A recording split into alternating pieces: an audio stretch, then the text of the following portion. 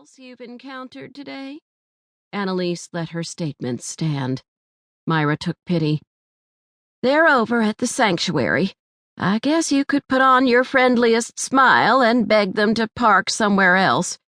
Annalise didn't have to ask who they were. Radiance Stained Glass from Knoxville, Tennessee was in town to take measurements for a new rose window in the choir loft, as well as to listen to the council executive committee's opinion about proposed designs. Annalise had spent the past hour butting heads with the executive committee, but luckily she'd been excused from the next portion of the meeting, since everyone knew exactly what her objections to the designs were and didn't want to hear them again. She calculated how long it would take the Radiance crew to move the forklift. She was already late. "I don't have my car," Myra said, taking pity again, "or I would let you borrow it." A man spoke. "I have mine." Annalise looked up as Ethan Martin joined them from the connecting hallway. She craned her neck to peek behind him. "Please tell me the committee's still in session," she said in a low voice. His smile was warm, his brown eyes sympathetic. "They're waiting for Radiance. You still have time to get away."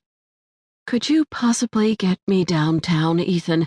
I'm sure I can find a ride back home afterward." "I ought to be at the rally, too. It's no trouble." She met his smile with a more or less genuine one of her own.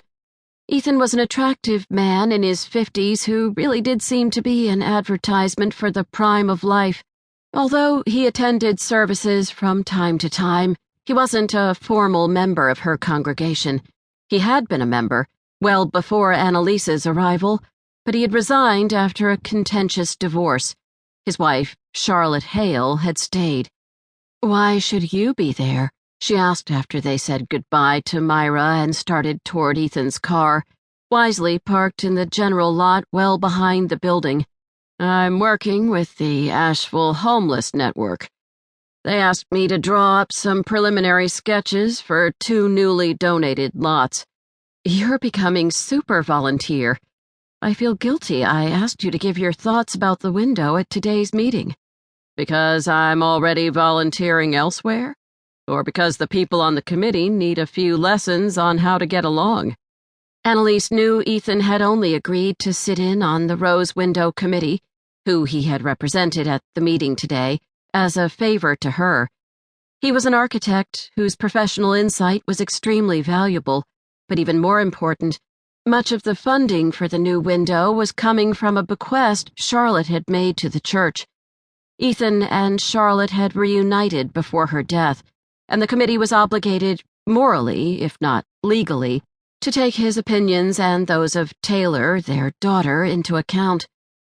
"The executive committee can be a cranky lot," she said, thinking what an understatement that was. "I'm sorry I got you into this."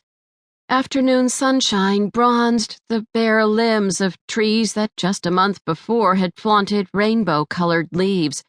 November weather in Asheville was unpredictable, but right now the air was balmy, as was the light breeze that pulled wisps of dark hair from the knot she had fashioned on top of her head. As they walked around the parish house, past Covenant Academy, the elite private school the church had founded, she breathed deeply and forced herself to appreciate the park-like surroundings.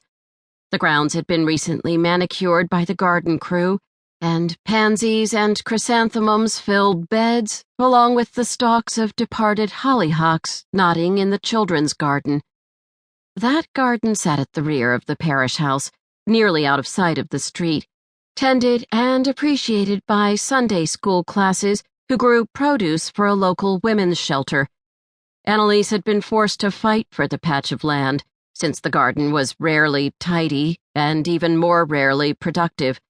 But the children loved working in the sun and getting their hands dirty, and the lessons they learned were invaluable. As they turned toward the garden, she noticed several people strolling to admire the flowers, as well as a family sunning themselves on the grass in the farthest corner.